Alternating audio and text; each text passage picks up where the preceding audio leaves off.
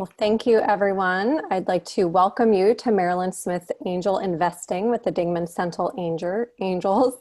I'm Allison Schwartz, Executive Director of Alumni Relations at the Smith School, and I'm working in partnership today with the Dingman Center for Entrepreneurship to bring you this program.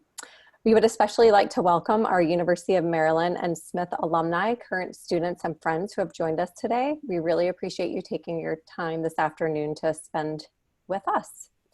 I would also like to welcome our speakers, Holly Diarman, Managing Director of the Dingman Center for Entrepreneurship, and Stan Smith, Investment Manager for the Dingman Center Angels. Please be aware that we are recording this session in full today, and we will share the digital recording once it is available, and we'll also post it to the Marilyn Smith website. I want to ask everyone to keep your microphones on mute to reduce background noise. Our speakers will begin by presenting, and then we'll move into a Q&A period afterwards. If you could post your questions in the chat area, we will address them during that time. I will now turn it over to Holly. Thank you, Allison. Hi, everyone. I am Holly Diarman. I am the Managing Director of the Dingman Center for Entrepreneurship, where our mission is to create an inclusive environment where we educate, empower, and equip student entrepreneurs. And really what our focus on is at the Dingman Center is equipping our students and any of our young alumni we work with the business skills of launching a venture, and we're aiming to help them make that business a reality. So like I said, I'm Holly. I have been at the center for 7 years, and I see some friendly faces on here. One of our board members, Max Weiner, is with us. And I see some other alumni that I've engaged with, so thank you so much. But at the heart of what we do is a portfolio of signature programs. And I just want to tell you about a few of them because today is really a deep dive on Dingman Center Angels. But before I turn it over to Stan, I want to give you a little bit of an overview. For our students at College Park, we offer a competitive pitch Dingman competition, which is a Shark Tank style competition. And this year we are growing this competition, giving away over $60,000 in funding. We also have a really exciting summer accelerator program for students who can forego the traditional internship and work on their own business in the summer, and we call that the TERP Startup Accelerator. We're also doing a lot for ladies on campus. We have a Ladies First initiative, and it's really our commitment to getting more female student entrepreneurs experience in startup land.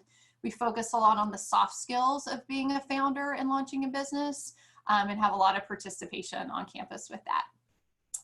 And also I'm showing you a few photos here of some of the mentors in our yeah, there we go, Stan. Some of the mentors in our network, because we do use a lot of alumni to mentor and to advise our student entrepreneurs. So every Friday of the semester, we have entrepreneur and legal office hours where students can come and sit for 30 minutes on Zoom now. We're virtual, but typically come to the Dingman Center and sit across from an experienced entrepreneur and investor and get some feedback on their idea. We have several venture creation workshops that we offer featuring some of our mentors.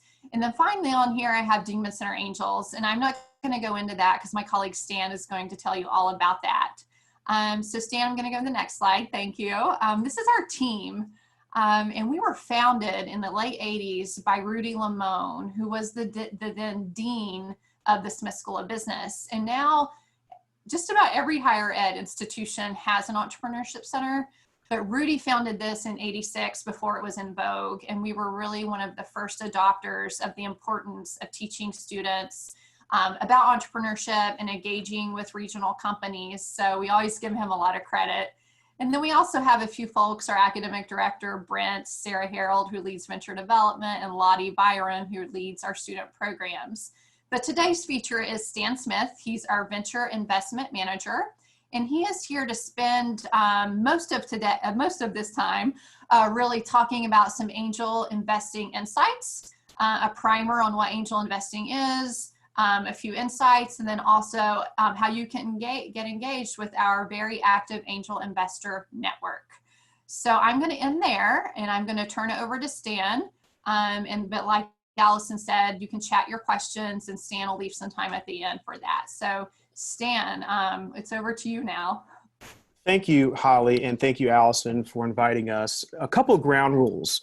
The first ground rule is that this is meant to be a high-level primer. I know this is the business school, that we have some ringers in here that probably know more about angel investing than I do, but this is really more an overview of angel investing, kind of an overview of the market that we operate in, a couple of insights that might be helpful for you as an angel, and then want to talk to you about a program that we are so proud of, which is the Dingman Center Angels, which is one of the oldest and most prolific angel networks in the DC, Maryland, Virginia area. And in fact, I would say in the Mid-Atlantic area. So just want to set the ground rules. So if you have any questions about really deep dive on angel investing, happy to talk to you about it. The last thing that I'll say is that I'm not here to make recommendations on investments. We have a program that can help you come to those conclusions, but we don't offer in this 35-minute or so presentation how to make money in investing. Hopefully we'll make you smarter, and hopefully we'll make you want to join our angel group. And that's the purpose of this meeting today. So let me tell you a little about who I am. Holly provided an overview of who I am. I have a couple of roles at the University of Maryland. The first is I am happy and pleased to be the manager of the Dingman Center Angels. I also have a dual appointment, so I also support the University of Maryland UM Ventures, whereas Dingman Center is to students, UM Ventures is to faculty, so I help faculty startups. And then in that context, I also support the University of Maryland Venture Fund, the Momentum Fund, which is the system's $10 million venture fund. Just by background, prior to University of Maryland, I spent 10 years working as a venture capital investor in DC. And then prior to that, I spent 10 years working in mergers and acquisitions and strategy. And then I started my career in investment banking. I did it in New York for Merrill Lynch, and then I moved to Los Angeles to do it likewise for Merrill Lynch. So we're going to start off the beginning of this presentation with a couple of definitions. I mean, I don't know where we are in terms of everyone's sophistication and understanding of investing. So we're going to start off with some definitions so we're all on the same page. First of all, let's define an angel investor. An angel investor is a high net worth individual who invests in startups, invests their own money in startups. And for this conversation, we're going to define startup as a high growth company compared to a small business, which is not typically focused on being a high growth company. They're more focused on profitability and oftentimes are lifestyle businesses. The companies that we're focusing on are high growth potential companies, many of the companies that you'll see in Silicon Valley or New York or Austin and now in DC. And what angel investors do is they exchange equity. They invest in businesses in exchange for equity. For the sake of this conversation, we're also going to talk about venture loans because many early seed investments are in the form of venture debt or convertible debt. So they also, in addition to making equity investments, they also do venture loans. Angels invest for a number of different reasons. Some purely for the return on money.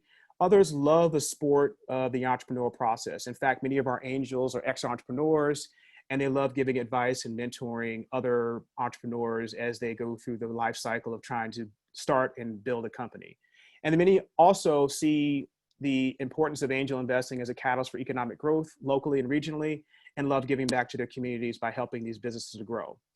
Angel investors generally make their money by putting in money into a company, helping the company grow the company, and then exiting. And usually the exits are in the form of a merger, sale, or IPO. And we'll talk more about that later on in our discussion. Angels are usually the first outside capital after friends and family and founders, and oftentimes in the context of University of Maryland, grants. There's another category that we're not going to get into today, which are accelerators and incubators that often provide capital. But again, for the sake of this conversation, angel investors are the first outside money. According to recent statistics, there are about 300,000 people that have made angel investments in the last 2 years. And based on statistics, between 10 and 15,000 angels are investing in the form of an angel group, like the Dingman Center Angels. The angel investment category is a really big part of a startup's life cycle. Again, it's usually the first money, and it's the riskiest money because it's really helping the company go from concept to what we call product market fit, or being on the path to product market fit. And for the sake of this conversation, product market fit is building a product or launching a service that people want to pay for or they want to use. And angels are really instrumental in helping along that curve as companies try to figure out, do they really have a product or a service that people want to pay for or want to use? And angels are really focused on the early part of that curve, whereas VCs focus on the latter part of the curve and really focus on growth and scaling. Angels can be considered an important part of venture capital, but for the sake of this conversation, we're going to further differentiate the two. And you can differentiate an angel versus a venture capitalist based on three categories. One, funding sources; two, stage of company development; and three, size. So generally, and these are general comments, generally, angels use their own money to invest in the business, whereas venture capitalists raise outside money in the form of money from pension funds, insurance companies, foundations, and endowments. In terms of stage, again, we talked about this early, angels are relatively early in the life cycle, and that is in the form of seed and Series A. They fund the early development of a company from incubation to product market fit, and then VCs take over and they help to fund development in terms of growth and in scaling a business. And as a result, the size of those investments are different. So angels generally invest between $5,000 up to $200,000, and venture capitalists can go from $2 million on up. I will caveat it by saying some angel groups, when they pool their resources together, can exceed the $200,000, but for the sake of this conversation, we'll stay with the range between $5,000 and $200,000. So this is an important thing. Not everyone can invest per SEC rules. Most of the people on this call, I would imagine, are familiar with the stock market. Stock market trades in public securities and is highly regulated. And part of the regulation is that they are required, publicly traded companies that list on the exchanges, NASDAQ and New York Stock Exchange, are required to release their information publicly. So all the information is transparent and you know what you're getting into, and you know enough information to make an informed decision. Well, that's not necessarily the case with privately held companies, which is the purview of VCs and angels and private equity investors. The entrepreneurs aren't required to disclose information, and so it's highly risky and it's very difficult to navigate in these waters. But the federal government is trying to protect those investors that are playing in those waters by having various rules. And so according to Rule 501A, in order for investors to invest in certain securities and certain offerings, like what an angel would do, that investor needs to be an accredited investor. And so up until recently, up until August, the definition of an accredited investor was really around that person's financial wherewithal based on earned income and net worth. But recently in August, the SEC expanded the definition of accredited investor to include people that are knowledgeable and have sophistication about the market and the company.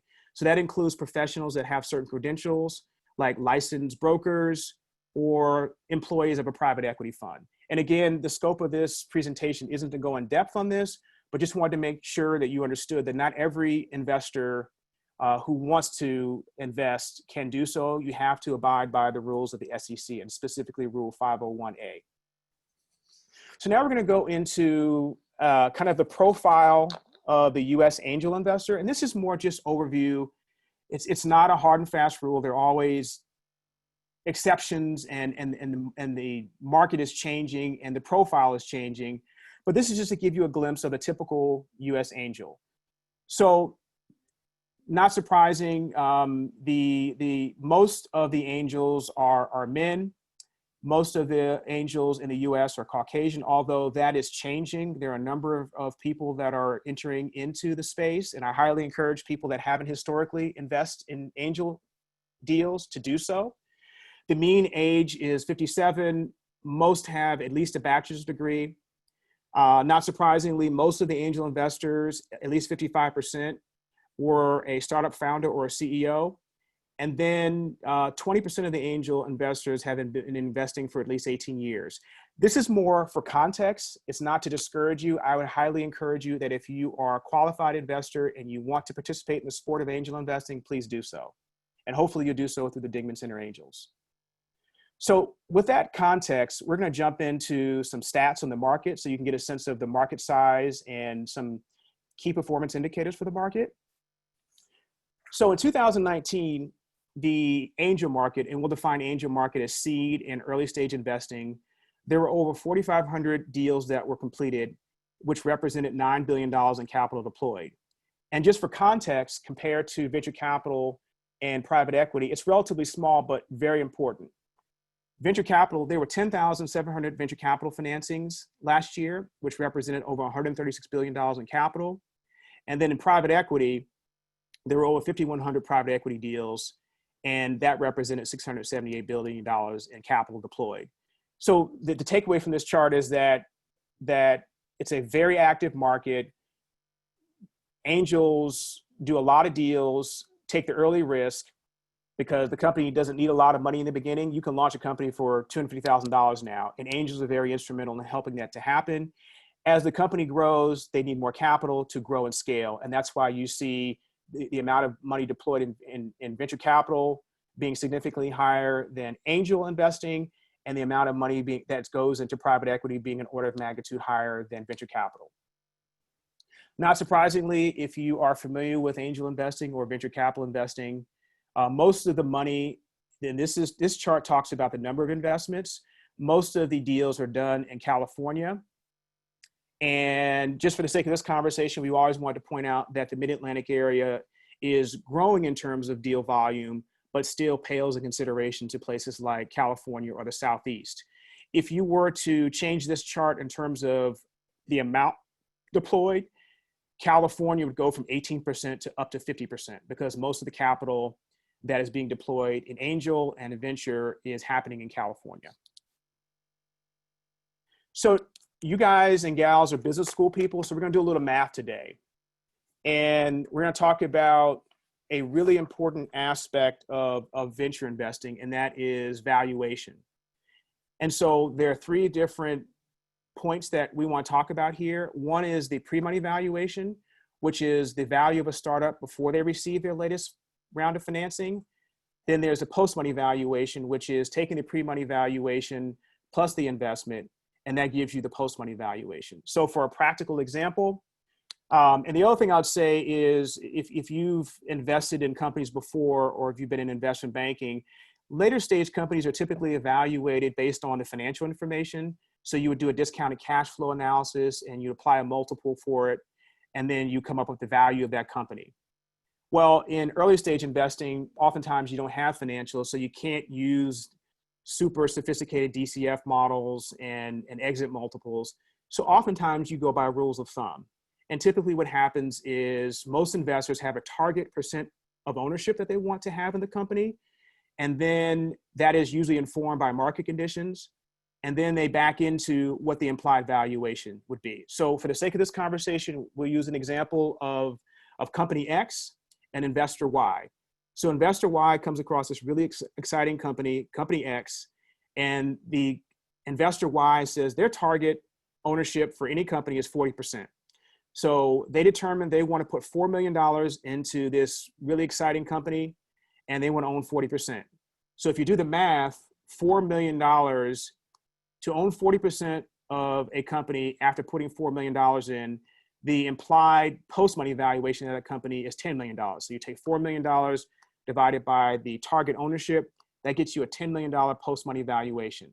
In order to determine what the pre-money valuation is, or what the value of the company would have been before the money went in, you just back out the $4 million from the 10, and you get a $6 million pre-money valuation. So that's important going forward, because we're going to talk about valuations of companies and rounds, et cetera, et cetera. So hopefully that wasn't too difficult of math, but these are important concepts as you consider being an angel investor. So now we're going to go over kind of general market, give you a general overview of the market. So for 2019, and we'll do seed and Series A, the average round size, so the amount of money that went into a company for a Series A deal is $5 million, and for a seed deal is $1.4 million. And this is averages for the US. Going back to our earlier math discussion, for a Series A deal done last year, the average pre-money valuation was $18.2 million, And for a seed deal, the average valuation was 12.2. Not surprisingly, in terms of deal distribution, given the returns that are happening in these sectors, information technology and B2C technology businesses are the company or the sectors where most of the transactions are occurring. And then in terms of investment, 57% was the initial money that went to a company. So I'm an angel, I put $1 into a company in round A, but then many angels also do follow-on investing. So the company raises a subsequent round of financing. The angels and most investors have what they call pro rata rights, which is the ability to maintain your percent ownership of a company. And many angels will invest in subsequent rounds of the company to maintain their percent ownership. So for 2019, roughly 58% of the investments that went into seed financings were new money or new financing. And then 42% were, or roughly 43% were follow-on financings. So we're going to get into a little more detail about what those financings look like. Seed deals generally are structured in terms of convertible notes or preferred stock. The reason why a lot of seed deals are structured as convertible notes is that entrepreneurs try to delay the pricing of the round as long as possible so they can develop traction and have a profile that leads to a higher valuation. And then when the round is priced, they can own a greater percentage of the company. So early on, when a company doesn't have any traction, many entrepreneurs are reluctant to price the round. And so what they do is what is often called the convertible note, which basically is a loan to the company that at the time of the next round converts usually a discount to the stock price of the next round. And that's typical in seed financing. When you get to Series A, most often you have professional investors, and although sometimes they use convertible notes, most often they want preferred stock because there are a bunch of rights that come along with preferred stock, including liquidation rights and board representation. Now we're going to spend a little time focusing on the Mid-Atlantic region, which is the region where we participate as DCA. So as you can tell, the round size is a little smaller in the Mid-Atlantic area. In terms of Series A, the average round size was 4.9 last year.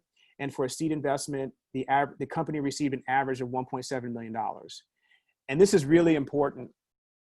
If you remember from the overall US perspective, the valuations in the Mid-Atlantic area are almost half that of what you see nationally.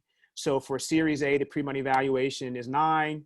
And then for seed investors, the valuation, the pre-money valuation is 8.6. And again, very similar to the rest of the country, most of the transactions are done in high growth businesses, in information technology and B2C businesses. Now, this is the fun part for me.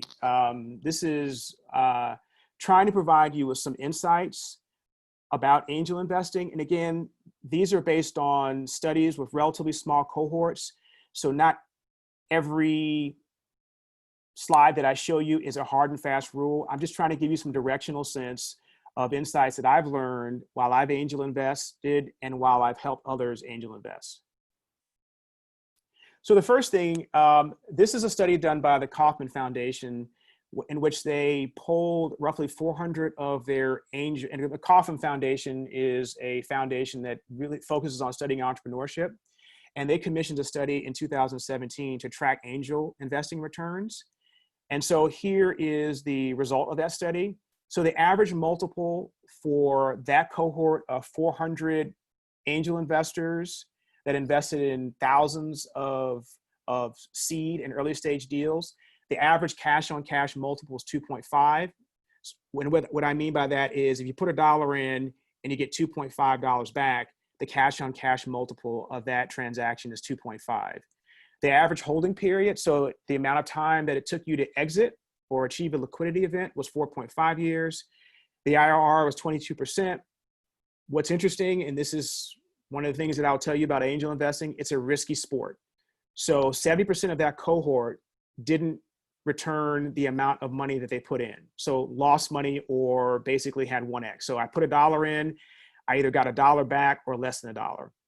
And this is the thing that I find fascinating, and it's certainly true in venture capital as well, that it follows the power law curve, which is that a small number of the exits produce most of the returns. So in this cohort, 10% of the exits produce 85% of the return. So this tells me a couple things. Angel investing returns are highly concentrated.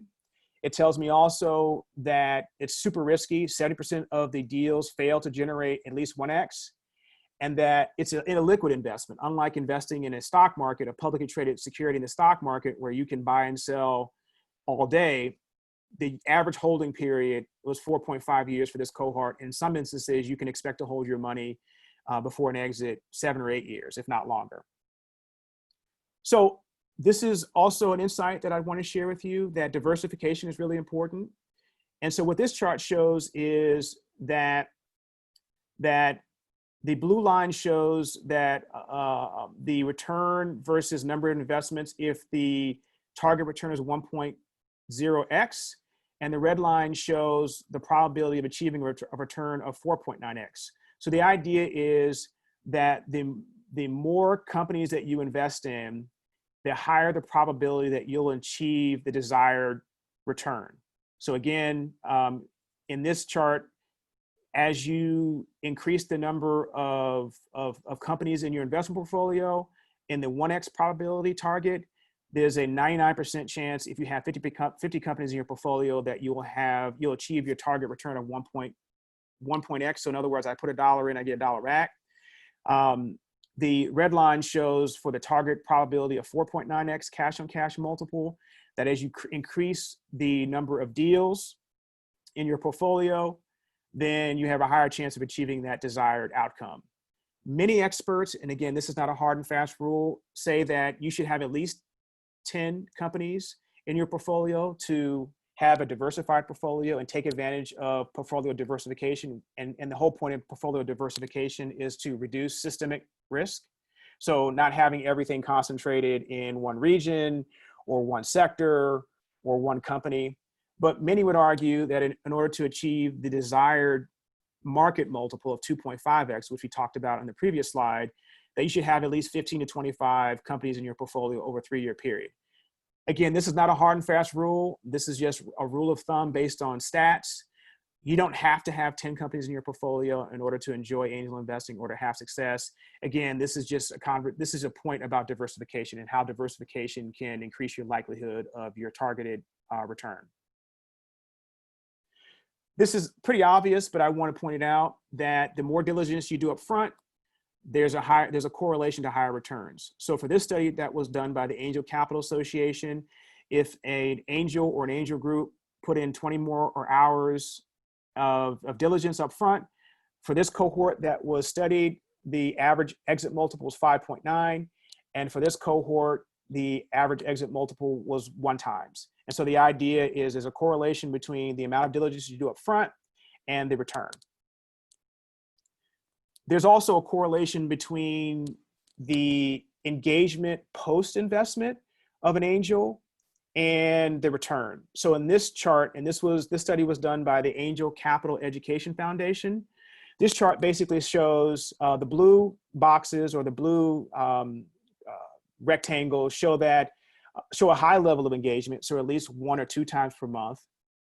And the red boxes on the chart show a low engagement of 1 to 2 times per year. And the outcome was that in the level where there was high level of engagement, the average multiple was 3.7x. And when there was low engagement, the average multiple was 1.3x. I know these are they seem self-evident, but I think it's good when you see these studies so you can know kind of what your style will be as an investor. Do you want to invest? Do you want to be a passive investor? Do you want to engage in portfolio diversification theory, et cetera, et cetera? So the last insight I'm going to share with you, and this is an important insight, is that there are several benefits in investing as an angel, several tax benefits. One of the ones that I want to highlight here is a tax benefit that many angels surprisingly don't know about. It's called the Section 1202 tax exclusion.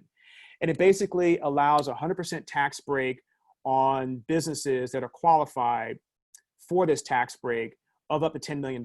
And this tax break is available both to the entrepreneur and also to the investor. So in terms of just a summary, if the company registers as a qualified small stock business, then there's a 100% tax break on the gains. And the exclusion is either the greater of $10 million or 10 times the initial investment, or what we call the adjusted tax basis. So in terms of an example, let's say that you were fortunate enough to invest in a company that exited for $500 million. And you put $100,000 early on, and that 100% position now gives you 2.5% ownership of the company. So if you do the math, then that angel investor would receive $12.5 million at exit. And for those that understand taxes, the gain on that would be $12.4 million. So you take the $12.5 million amount that you gain at exit, you subtract out your basis, which in this instance was $100,000. And so in this instance, if the company took advantage of the 1202 tax exclusion, the angel could exclude $10 million of that $12.4 million from taxation, and they would only be taxed on the remaining $2.4 million. And most of our angels weren't aware of this. And as I'll tell you later, one of the things that we try to do fairly regularly is provide investor education. And in January, we have many of our sponsors, which are some of the top law firms, accounting firms in the area. They provide investor education workshops for our angels. And during our last investor education workshop, Cone Resnick, which has been one of our most powerful and amazing sponsors over the last several years, they provided a much deeper and far more coherent understanding and presentation on these tax advantages and insights. And if you join the Dingman Center Angels, then you will be able to benefit from the powerful network of sponsors that we have in our community. So now we're going to talk a little more about DCA, our pride and joy. So we were founded in 2005, and we are one of the leading angel groups in the Mid-Atlantic area. I'll brag. I'll say we're the leading Mid-Atlantic angel investment group in the area because of the amount of time we've been in business and the number of deals that we've done. And beyond that, just the network we've created. I mean, some of our most prolific investors, VCs, got their start being a part of the DCA Angels. And to that end, we have about 40 members right now, and that's gone anywhere from 40 to 50, depending on the year. But we have a really strong group of people, and it's not just the angels. We have a powerful network of co-investors that we work with. Blue Ventures, Baltimore Angels, Tedco, NEA, Rise of the Rest, Squadra. One of our members, TCP Capital. We have a great group that we invest in. And as an angel, you shouldn't feel like you're investing alone. We have a great group that supports us and that provides great deal flow. And to that last point, we have an amazing pipeline based on our network of angels and co-investment partners. And as you'll see in a subsequent slide or two subsequent slides, that's led to the investment in significantly growing companies and some really interesting exits that we're proud of. So what do we invest in? So DCA generally invests in what we'll call the growth seed stage of a company's life cycle. So what does that mean? We don't invest in ideas. We invest in companies that have a product or service that's fully developed. And if you've done any investing in the Mid-Atlantic area, we are looking for traction. And in the Mid-Atlantic area, traction means some revenue. And that varies with each sector, each industry. But we need revenue as a proxy for you're on the right path to product market fit, and that you are growing and that you're in a place where you need more capital to grow and scale.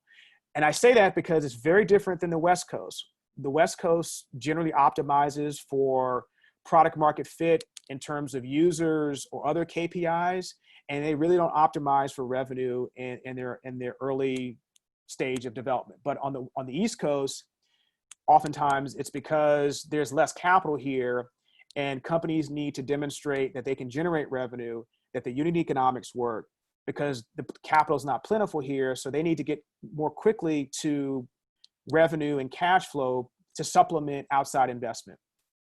We're sector agnostic, meaning we look at everything. We've looked at kombucha companies, we've looked at and invested in juice companies, but the bread and butter of what we do are companies that have a tech focus where the competitive advantage is based on some novel technology that's been developed.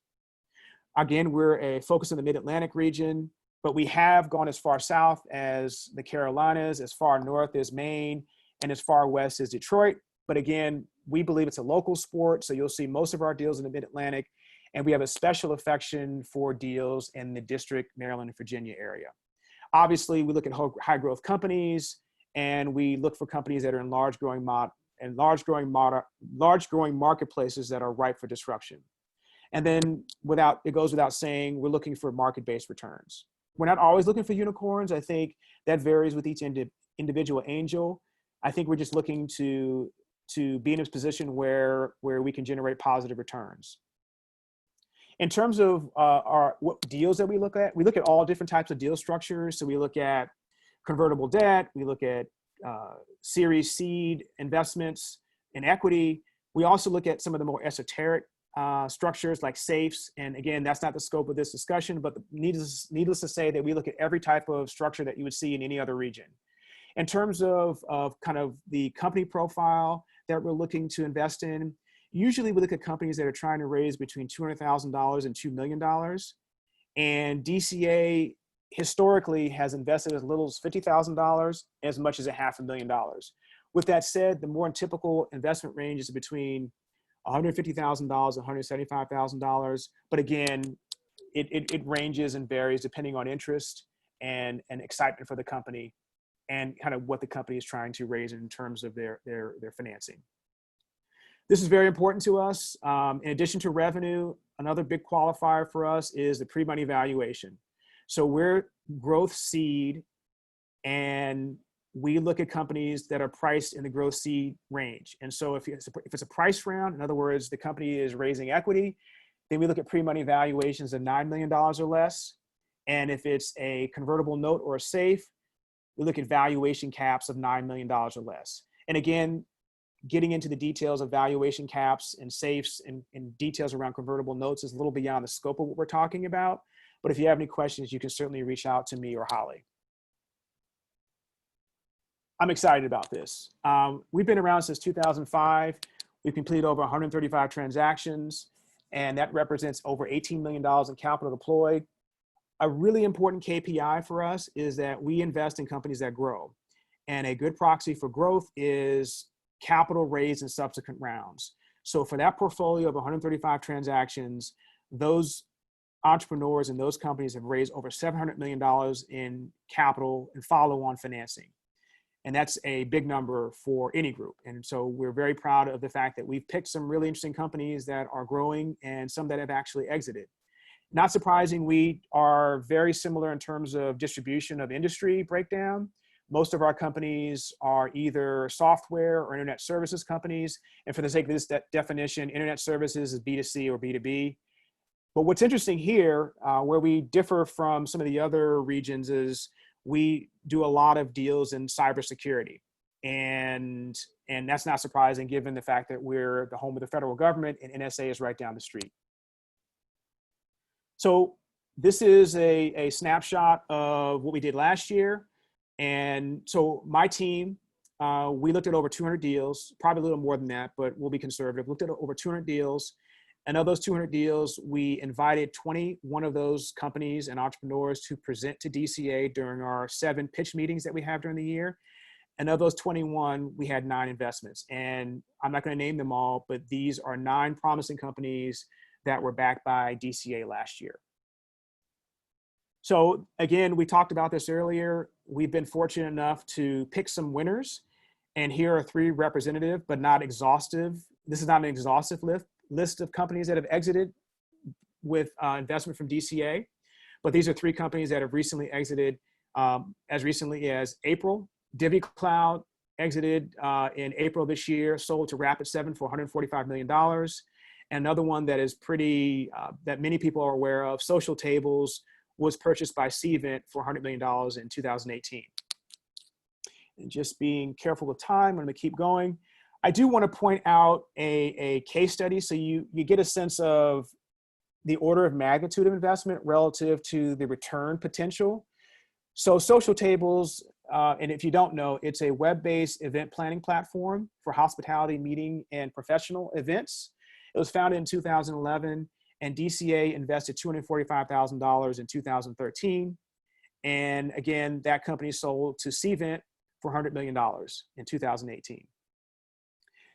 And in addition to kind of exits or realized exits, we have a number of companies in our portfolio that are poised to be breakout hits. And these are just a handful of them. I'm not going to go over all of them given the time, but I will mention a company that I'm particularly proud of, and several of our angels are particularly proud of, because it represents the first unicorn that we have in our portfolio. And for the sake of this conversation, if you don't know what a unicorn is, it is a company that has achieved a valuation of $1 billion or more. And so in October of last year, Pendo, which is one of our portfolio companies, raised $100 million at $1 billion valuation. And in total, that company has raised over $208 million in financing. I just talked about them, but again, I want to provide some context. So Pendo is a web and mobile-based analytics platform for businesses. It was founded in 2013.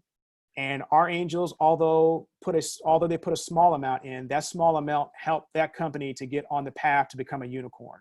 And we're super excited about it. And we believe we have other unicorns that are waiting in the stable. So now we're going to transition to our process. So our process is really simple. My team and I, we review hundreds of companies, and we try to select the most promising based on our criteria. The most promising are invited to then come to our review day, in which we invite some of our angels to come help us select, of the 10 or so that we review, select 5, and then we use review day to help us select out of the 5, the 2 or 3 that are actually going to pitch during our pitch competition. Well, it's not a competition, but even though it is a sport, and I like the sport of it, so I'll call it a competition. But during our pitch day, which is usually the second Wednesday of every month, and we have 7 of those, and then we have the entrepreneurs, they do a 10-minute pitch, 10-minute Q&A, and then we deliberate. After that, we solicit from the angels who's interested in following up and possibly investing. And then we help manage and facilitate the diligence process. The angels make their own investment decisions. So we don't tell an angel to invest in this company or that company, but we do provide as much help as we can as they try to make an informed decision. And that process can go, in terms of investment and diligence, can go anywhere from 2 weeks to 2 or 3 months. And that usually is a function of how well an entrepreneur can herd the cats, meaning the angels, and how well or how excited the angels are in the company. So how do you become a member? We have 2 levels of membership. We have, as an individual angel, it's $1,500 per year. And that allows you as an angel to come to the meetings and benefit from all the things that we offer. But you can also participate as an entity or an organization where you pay $2,500. And then you and members of your team can also enjoy the benefits of being an angel. So what do we think? What do we offer, and why are we excited? We offer 7 pitch meetings a year. We follow the university's academic calendar. So we start in September. We do September, October, November meetings. We take off December because no one wants to hang out and engage in sport of investing over the holidays. We also offer an investor education session. And so rather than investing in deals in January, we bring our great sponsors in, and they take a topic and they go deep. Last year, we talked about term sheets and how do you structure a term sheet. We talked about tax advantages. We talked about opportunity zones and how to invest in an opportunity zone. And we'll have another set of amazing topics with amazing sponsors that will help our angels become better informed investors. If you love golf, then in June, assuming that we figure out how to navigate in this post-COVID environment, we have our annual golf tournament in June at the University of Maryland. And then obviously we hope to provide access to great deals, But what I've learned is that it's not just about the deals or the education, it's about the community. We have a great group of investors that form an amazing community. And hopefully soon, if you decide to join and we go beyond kind of the virtual meetings, you'll get a chance to see how great people we have in our group. Then we also provide diligence support. I spent 12 years as a VC investor. And before that, I did a number of M&A and corporate development transactions. And so I try to offer help and support and advice when I can. And then you also have other benefits, like you automatically become a member of the Angel Capital Association. And then we have preferred access to a lot of the local events like Connectopreneur and Mava. And so if you'd like to find out more, we have two paths. Path one, obviously you can contact me, and I'm Stan Smith, and my email is there, or you can contact Holly Diarman, who is the managing director of the Dingman Center. But we also don't want you to take our word for it. We have the opportunity to try before you buy. So if you're interested, we would highly encourage you to join one of our meetings. Again, all of our meetings are virtual now via Zoom. Our next meeting is Wednesday, October 14th. And then we have a subsequent meeting, which will be the last meeting for this calendar year, which will be November 11th. And those meetings generally range 2 hours. We try to keep it in 2 hours, but if we have interesting companies, sometimes the angels like to ask questions and we try to be flexible. But given the fact that everyone's on a Zoom meeting, we try to be respectful of time and be super efficient and try to keep the meeting to 2 hours. So that is the presentation. And now I would be willing to entertain any questions that you might have. Thank you, Stan. That was very informative. Again, Holly Diarmond here. I'm going to help you manage the Q&A here because we have some in the chat. Okay. And I'm also going to give you a break, and I'm going to take the first one or one of these companies. You asked, Jay Beam asked, what is the expected annual dollar commitment from each of your angels? And Jay, it is your decision. We expect you to invest if you join, but there's no minimum. You pay the membership fee, you come to the meetings, and then you make your own decision as an investor about if you want to invest and how much you would like to invest. So, and then someone asked if the meetings were virtual, and they're virtual until UMD goes back.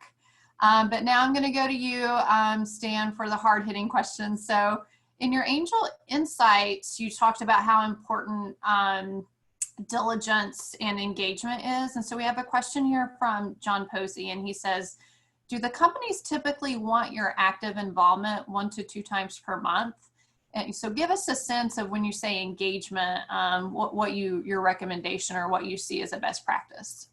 So there are 2 parts to that. One, the insight was that there's a correlation between involvement and returns. In a practical way, it varies, and it's a function of the entrepreneur and the angel. So there are some entrepreneurs that really lean on their angels for advice. There are some entrepreneurs that really don't want any advice from their angel investors. And then as you progress as the company progresses along the growth curve, meaning the entrepreneurs, typically lean more on their VCs or their private equity investors. So what I would say, it's really a function of the angel and the entrepreneur.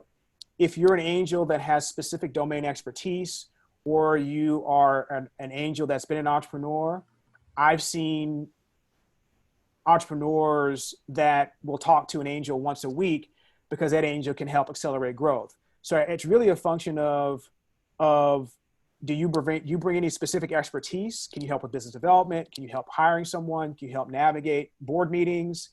And then what is the desired involvement of the angel investor? And again, what we're just trying to show is a correlation between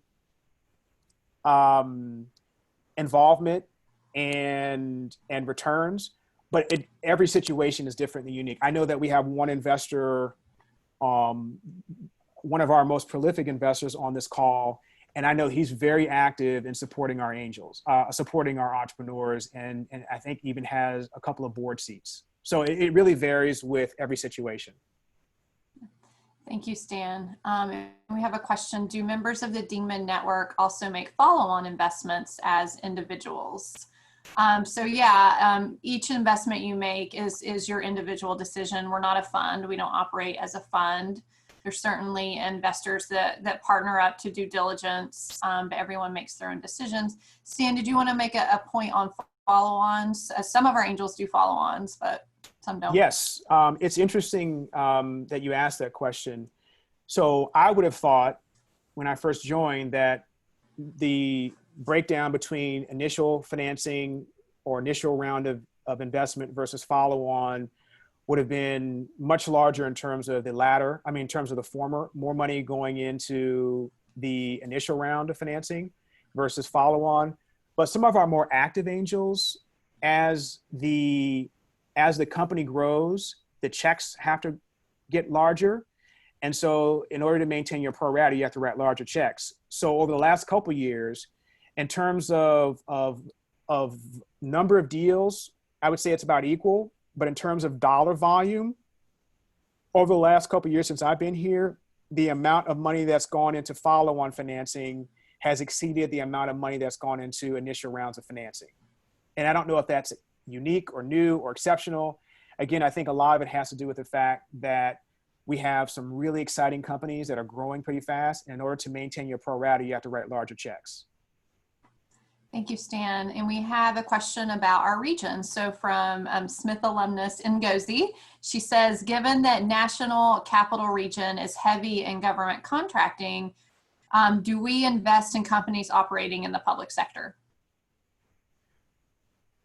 So we look at companies that invest, that are operating in the public sector, but a lot of our angels typically, and again, this is the nature of our group, a lot of our angels don't like investing in companies when they're beholden to many public sector businesses, because the sales cycles are really long, and because at times the time to get the deal with a government entity or a non-government entity that's in the public sector takes a lot longer. So a lot of our deals, and that doesn't exclude cyber. So I would say cyber is an area where you'll see a lot of our investments in companies that work with the public sector.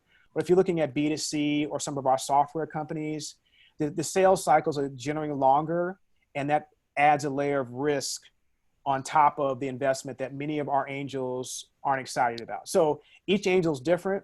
But again, if you go back to the original chart, most of our investments are in internet software, and they're going after the commercial spaces, or they are in kind of B2C. And again, that's business to consumer, and that is also non-public.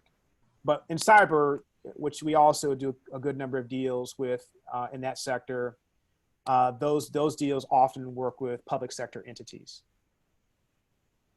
Thank you, Stan. We have a question from Brett Hoffman, and it's an equity question. He says, what percentage of the company do the founders typically retain, and what percentage do the angels typically acquire, or is there even a typical amount? So there's no typical amount. Again, I'll answer it in two ways. I would say recently, at least what I've seen at DCA, is that most of our deals have been convertible notes. And so when you're doing a convertible note, you're punting on the discussion around valuation and equity ownership. My sense is in my network that if you're an angel, you're typically looking between 10 and 20% of the company if you're doing a priced round. But again, that varies widely. And in my network, I'm seeing most of the deals that are being priced, or not being priced, that are being done, are done with convertible notes with some sort of valuation cap. Thank you, Stan. And I think it's, one of the values of joining a network like Dingman Center Angels, if you are new to angel investing, is learning from your fellow investors, like we have on the call today, members of the group. Bill Boyle's here, learning from them about how they've negotiated. So you can learn those things through being part of a group. So just another plug. So we have a question here from David, more about the group. When do we need to join? Is it now or on a rolling basis? And I can take that, Stan, to give you a break. But essentially, it's a rolling basis. We do 7 meetings a year, and they do run on the academic calendar. But if you don't find us and decide to join until February, your membership would go then to the next February. So your membership is on an annual basis, but you can join anytime. And like Stan said, you can test drive us. You know, everyone that's on this webinar will get an invitation to join us for the October meeting or the November meeting, and you get to come to one meeting, see how it goes, see if it's engaging for you, see if you're learning, if you want to lean in, and then you can join after having attended one meeting. And then Stan and I are always available for a phone call if you've got further questions. And then Kenneth has what's the membership fee for Dingman Center Angels. For an individual, it's $1,500. Yeah, and if you were part of an organization like some service firms, small service firms, not big law firms or big accounting firms, and you want, you know, more than one person from your firm to be able to come to the meetings, we have an organization fee of $2,500. So we got that one. So yeah, I think Allison and Stan, I think we've reached the end of our questions, and it's 2:58. So again, that call to action before I turn it over to Allison. Thank you, Stan. This was really informative. You can see one of the benefits of joining Dingman Center Angels is having Stan. He's a great member of the Dingman Center team, an expert in this area, and he leads, you know, the membership. He leads all of the deal flow. He leads the meetings. So, and we'll email you so you can maybe join us for a meeting. So, Stan, if you have nothing further, we'll throw it back to Allison. Well, I have there's one question we didn't answer, that if you have a specific question about 1202 registered company, you can email me. This is from Sorry, I scrolled past it. I'm sorry. Yeah, I don't know, given the late of hour, if you have a specific question about that, then you can email me and I'll talk to you about 1202 registered companies. Thank you, Stan. Thank you. I wanted to thank you, Stan, again for this informative presentation, both to you and Holly for your time today. Thank you, everyone who joined us. The webinar has been recorded, and it's going to include the slides, all the details that Stan shared. We'll let you know when it's available. I expect it hopefully by early next week, and then you are more than welcome to share it with colleagues and friends. I'll also include Holly and Stan's emails in there and details for joining the Dingman Center Angels meeting on October 14th at 10 a.m. over Zoom. Please keep checking back with us for more webinars and other learning opportunities from Marilyn Smith. I want to thank you all again from the Office of Alumni Relations and the Dingman Center for Entrepreneurship. Go Terps. Have a great afternoon. Thank you. Thank you. Go Terps.